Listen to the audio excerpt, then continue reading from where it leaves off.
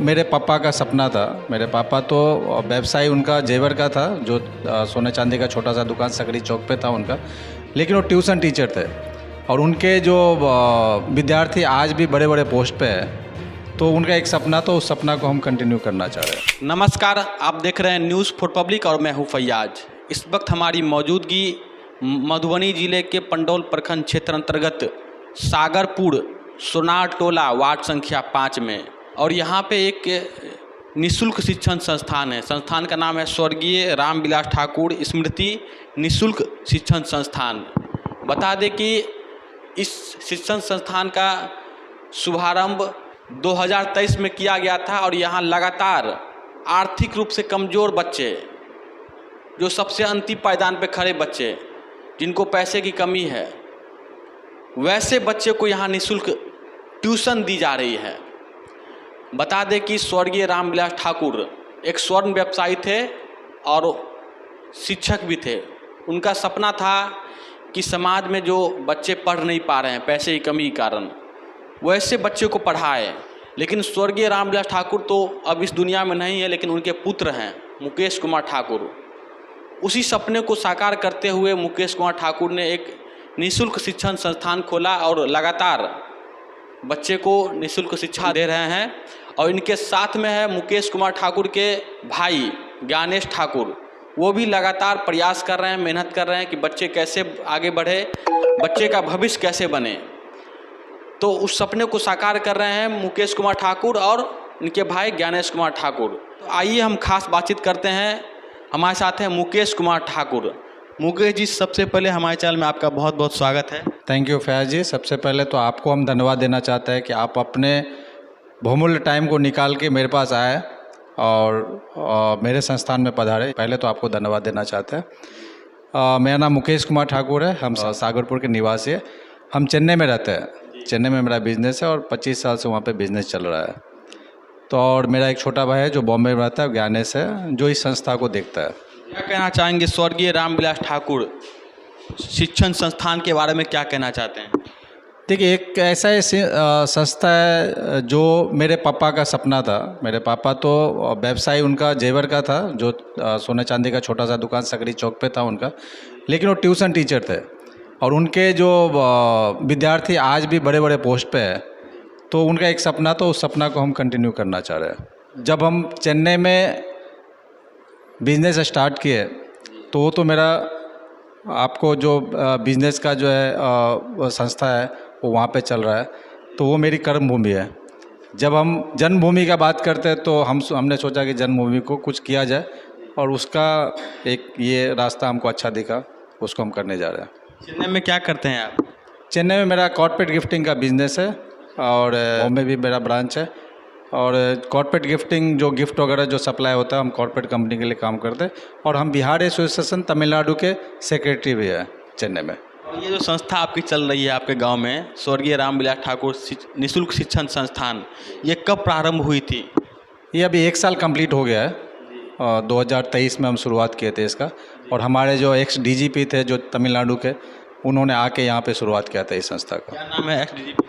उनका डॉक्टर करुणा सागर जी हैं, जो तमिलनाडु के डीजीपी थे। तो उनसे भी काफ़ी प्रेरणा हमको मिला, क्योंकि वो जहानाबाद के थे और उनके साथ हम काफ़ी जुड़े थे। तो उन्होंने काफ़ी अपने क्षेत्र में काम किए थे, तो उनको देखते हुए हमने भी सोचा कि हम अपने भी ग्रामीण के लिए कुछ किया जाए, और उसके लिए हमने ये शुरुआत किया। वर्तमान में सर बात की जाए तो कितने ऐसे बच्चे हैं जो गरीब बच्चे हैं जो आपकी संस्था से अभी पढ़ाई कर रहे हैं? अभी लगभग 80 बच्चे हैं जो क्लास 1 से लेकर 10 तक पढ़ाई होती है यहाँ पे, और 3 टीचर है यहाँ पे अपॉइंट किया हुआ। मेरा एक ही सिंपल मकसद यही है कि हमारे सागरपुर पंचायत के कोई भी घर छूटे नहीं पढ़ाई के मामले में। हर बच्चा को शिक्षित करना चाहते हैं। और जब हम गांव आते थे तो काफ़ी बच्चे को देखते थे यहाँ पे ऐसे ही घूमता था। जब उनके पापा मम्मी से बात होता था तो मेरे पास पैसा नहीं, हम कहाँ पढ़ाएं, कहाँ भेजें। गवर्नमेंट स्कूल में जाता है तो ऐसे ही घूम के आ जाता है। तो वो चीज़ लगा कि उस चीज़ के यहाँ पे आवश्यकता है, और वो चीज़ का हम शुरुआत किए यहाँ पे। देखिए, मदद एक अलग चीज़ है। आप पैसे से मदद कर सकते हैं, किसी का शादी है, किसी का मरण हरण है, उसमें आप कर सकते हैं, वो पैसे से होता है।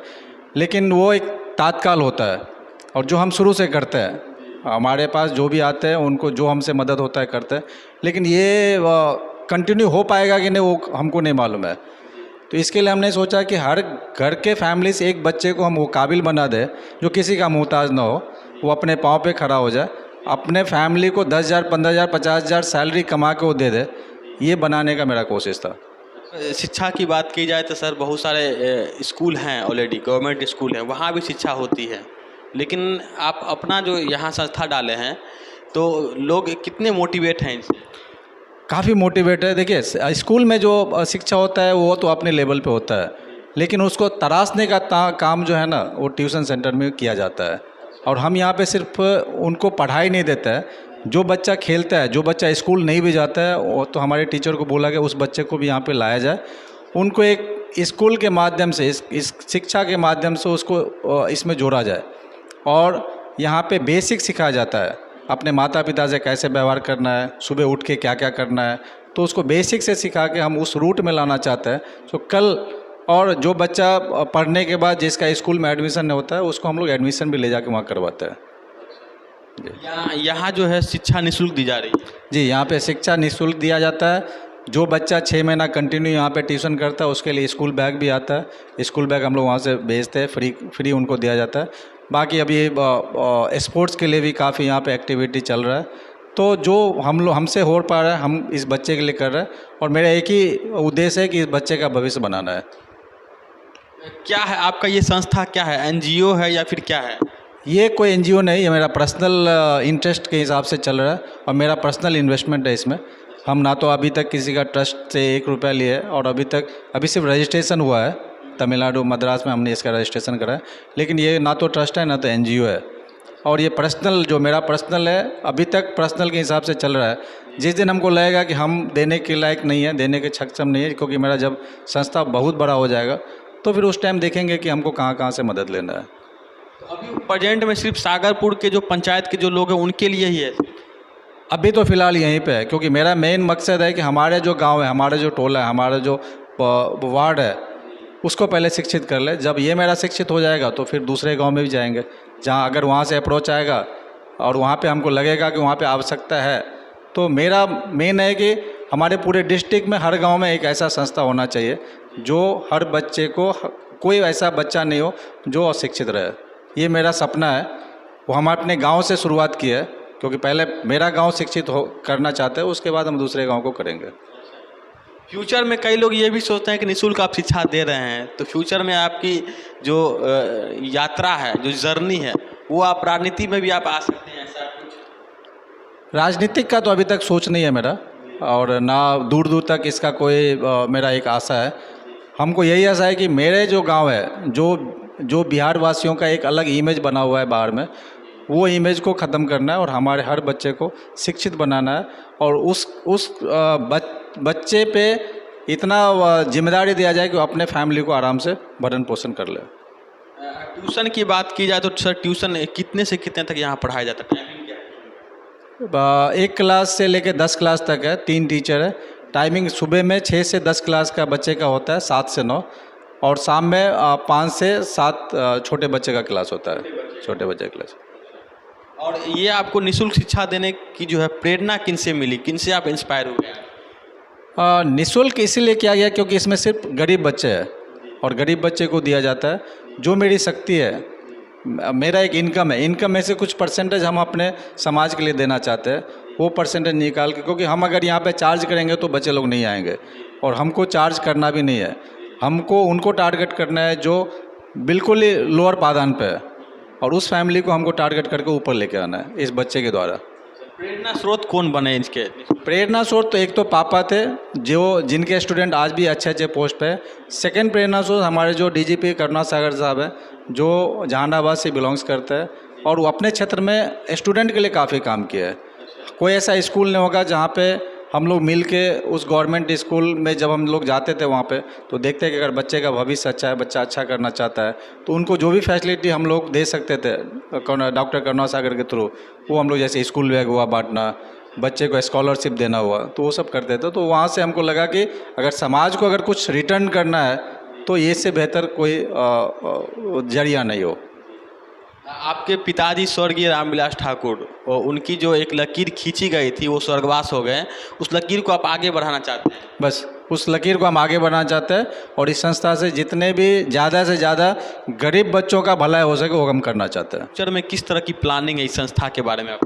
देखिए, एक तो अभी आपके माध्यम से हम पूरे जनता को ये अच्छा न्यूज़ देना चाहते हैं कि इस संस्था से पढ़े हुए बच्चे जो इंटर और ग्रेजुएशन करके अगर जाता है तो तमिलनाडु में डॉन बॉस्को कॉलेज के थ्रू हमने अभी साइन किया है एग्रीमेंट। उस बच्चे को ITA और पॉलिटेक्निक फ्री में कराया जाएगा, प्लस हॉस्टल का व्यवस्था फ्री में किया जाएगा और ऑलमोस्ट वहाँ पे उनको जॉब भी वहीं से मिल जाएगा। जो जैसे उनका एजुकेशन ख़त्म होगा तो कॉलेज के थ्रू ही उनको जॉब मिल जाएगा, तो 15,000 20,000 उसको इमीडिएट वहाँ से पढ़ाई ख़त्म होने के बाद मिल जाएगा। ये हमने अभी शुरुआत किया है। क्या अपील करेंगे वैसे अभिभावक जो अपने बच्चे को पढ़ाते नहीं हैं, काम में लगा देते हैं? देखिए, काम तो करना ही है और ज़रूरत के हिसाब से जिस फैमिली को लगता है कि मेरा बच्चा 8 साल हमारे पास खाने का साधन नहीं है तो हम 8 साल 9 साल के बच्चे को भी लगा देते हैं, तो क्या है वो एक छोटा सा इनकम आपका होगा। लेकिन उसी बच्चे को आप थोड़ा वेट करके उसको पढ़ा के एक 15-20 साल के बाद अगर आप उसी को बेचेगा तो आज जो आपका 5,000 2,000 3,000 से आपका सैलरी स्टार्ट होगा, वो पढ़ने के बाद वो 20,000 से आपका सैलरी स्टार्ट होगा। तो हम अभिभावक से यही अनुरोध करना चाहेंगे, गुजारिश करना चाहेंगे कि बच्चे को सबसे पहले पढ़ाइए। पढ़ने के बाद जो आज आपको 10 रुपया दे रहा है वो 1,000 रुपया देगा। तो पहले आप जितने भी गरीब लोग हैं जिनको ये लगता है कि हमको प्राइवेट ट्यूशन हम नहीं पढ़ा सकते हैं, हम प्राइवेट स्कूल में नहीं भेज सकते हैं, तो आप गवर्नमेंट स्कूल में पढ़ाइए। ट्यूशन के लिए आप यहाँ भेजिए, यहाँ पे जो हमसे सुविधा होगा हम करेंगे उस बच्चे के भविष्य के लिए। बहुत धन्यवाद। Thank you sir. हमारे साथ अभी मुकेश कुमार ठाकुर, इनके सौजन्य से ही यहाँ पे निःशुल्क शिक्षा दी जा रही है और काफ़ी अच्छी सोच है इनकी कि जो गरीब में, जो समाज में सबसे अंतिम पायदान पे खड़े लोग हैं, जिनको खाने के लिए पैसा है लेकिन वो सोच रहे हैं कि पैसे को खाना में इन्वेस्ट करें या फिर शिक्षा में इन्वेस्ट करें, तो ऐसे लोगों के लिए यहाँ पे निःशुल्क शिक्षा दी जा रही है और काफ़ी सराहनीय प्रयास इनके द्वारा किया जा रहा है। इस पहल के बारे में आप क्या सोचते हैं कमेंट बॉक्स में ज़रूर बताएंगे और उम्मीद करते हैं हमारे बातचीत आपको अच्छा लगे तो लाइक करें, शेयर करें। हमारे चैनल पर अगर नए हैं तो चैनल को सब्सक्राइब करें, फेसबुक पेज पर देखें तो फॉलो करें। आपका बहुत बहुत शुक्रिया, धन्यवाद।